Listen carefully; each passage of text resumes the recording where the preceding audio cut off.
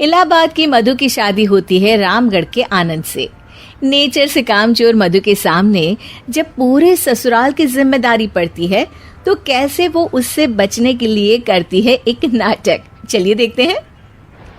अरे मधु, मधु रानी, जरा चाय ला और बेसन घोल ले, बादल बन गए हैं, पकौड़ी बना लेते हैं। ओह, अभी अभी तो दिन का खाना खाया है, अब पकौड़ी तल दूं? अरे इतना खाएंगी तो फट जाएंगी, चला तो जाता नहीं इनसे। तभी आनंद आ जाता है। अरे मन कर रहा है पकोड़े खाने का। मधु देखो ना, बादल बन गए हैं, ऐसे में पकोड़े मिल जाए तो मजा आ जाए।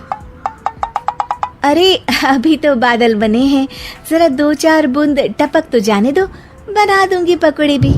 ये बोलकर मधु वहाँ से चली जाती है। अरे मधु, मधु बूंदे भी बरस गई, अब तो बना दो पकोड़े। अरे बूंदा बूंदी तो रोज होती है, जरा जमकर बरसे तो पकोड़े तलने में और सिखाने में दोनों में मजा आ जाए। ये बोलकर मधु वहां से चली जाती है और मधु के साथ ही बूंदा बांदी कर बादल भी चले जाते हैं। मधु अपने कमरे में जाकर कहती है, अरे भगवान, ये सारा कमरा फैला हुआ है, कैसे साफ होगा? तभी मधु को आइडिया आता है और वो जोर जोर से चिल्लाती है, हे भगवान, मेरा 2000 रुपए का नोट कहाँ चला गया? किसी ने देखा क्या मेरा 2000 का नोट? तभी वहां मधु की ननद और नौकरानी आ जाती है। अरे भाभी, मैं देख देती हूँ। कैसे देखोगी दीदी, सारा कमरा तो गंदा पड़ा है। अरे हटो ना, मैं साफ किए देती हूँ, मिल गया तो दे दूंगी। अब ननद और नौकरानी 2000 नोट के चक्कर में पूरा कमरा साफ कर देती है और नोट नोट खोया हो तब तो मिले। खैर, ये तो छोटे मोटे ट्रिक्स थे जो मधु काम से बचने के लिए करती, लेकिन अब आना था मधु का मास्टर स्ट्रोक, जिस पे वो अब सिर्फ बैठकर खाने के चक्कर में थी, और वो भी सास को ऑर्डर दे देकर। कैसे? चलिए देखते हैं। एक फ्रेम में एक फोटो है जिसमें सास की सास यानी कि मधु की दादी सास, मोटी बिंदी, काला मोटा चश्मा, कॉटन की साड़ी और चेहरे पर रौब। वहां उसी फोटो के नीचे खाट पर बैठी मधु, और मधु का गेटअप बिल्कुल वैसा ही था। मधु दादी सास की भूमिका में कहती है, अरे चंदावती, चंदा रानी, जरा चाय दे मलाई मारकर। मधु की सास यानी कि चंदावती कहती है, अरे इस नाम से तो सिर्फ मुझे मेरी सास बुलाया करती थी, ये कौन है देखूं तो जरा। अब सास मधु को अपने सामने अपनी सास की भूमिका में देखकर जोर जोर से हंसती है। मधु रानी, कोई तमाशा चल रहा है या ड्रामा? जाकर चाय लेकर आ। मधु जो कि ये दिखा रही थी कि वो सास की सास है या फिर उसकी आत्मा उसमें आ गई है, वो क्या करती है? चाय और मैं, वो भी तेरे लिए चंदावती। यही सिखाया है तेरी माँ ने। यार, एक तो डायलॉग बदल बहू, तू सास बनकर जो माँ पर सीधे चली आती हो, ये ओल्ड फैशन हो गया है, जरा अपडेट हो जा। और वैसे तू कुछ भी बन, उसके पहले चाय लेकर आ। अभी सास कुछ बोलती कि वहां मधुर के ससुर आ जाते हैं। वो मधु को देखते ही पागल सा हो जाते हैं।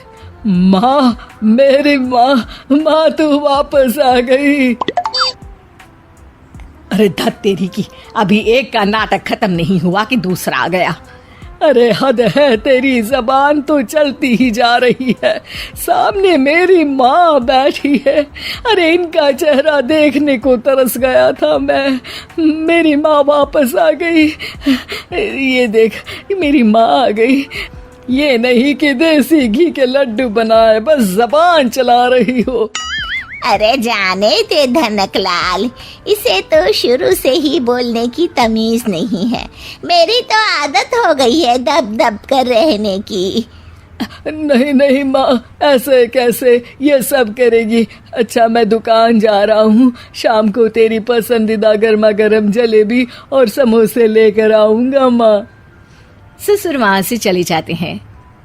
अब बेचारी सास अपनी ही बहू के नाटक में फंसकर सारा दिन सारी रात काम करती। लेकिन कब तक? एक दिन की बात है। बेटा आनंद, मेरे तो हाथ पैर सब दर्द हो रहे हैं, मुझसे नहीं होता इस उम्र में इतना काम। हाँ माँ, तू ठीक कह रही है। वैसे भी माँ, दादी को तो मरे अभी सिर्फ 5 साल हुए हैं, फिर मधु कैसे दादी हो सकती है? अरे वही तो बेटा, मैं तो ये सोच रही थी कि कहीं दादी मधु के रूप में तो पैदा नहीं हो गई। मतलब ना, ये सारा नाटक है बेटा, लेकिन अब जल्द से ये नाटक बंद करा दे तू। ठीक है माँ, लेकिन अब मधु को मधु की जुबान में ही सिखाना होगा। दोनों माँ बेटा कुछ बात करते हैं और अगले दिन सास मधु का बड़ा सा सोने का हार गले में डालकर घूम रही होती है। मधु जैसे ही अपना हार सास के गले में देखती है, परेशान हो जाती है। अरे अरे, ये क्या? ये हार तो तू अपनी बहू को दे चुकी थी। नहीं नहीं माँ जी, बिल्कुल नहीं। आप ही ने तो कहा था कि जब तक आप जिंदा है ये मैं ही रखूं।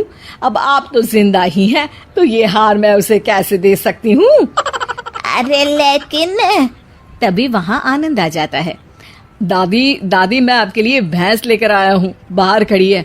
जरा अच्छे से नहलाकर उसके गोबर से आंगन लीप देना और गोबर के कंडे बनाकर सुखाने डाल देना। और हाँ, जरा ताजा ताजा दूध भी निकाल देना दादी। और फिर माँ बेटे हंसने लगते हैं। मधु सोच में पड़ जाती है। भैंस? नहीं नहीं, इतनी बड़ी भैंस की मैं सेवा करूं?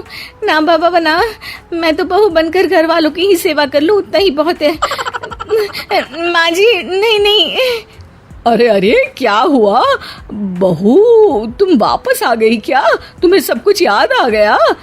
हाँ हाँ, सब याद आ गया, पूरा पूरा याद आ गया। अब सास चैन से खाट पर बैठती है और जोर से कहती है, सब याद आ गया ना? तो चल जा, चाय लेकर आ, और वो भी मलाई।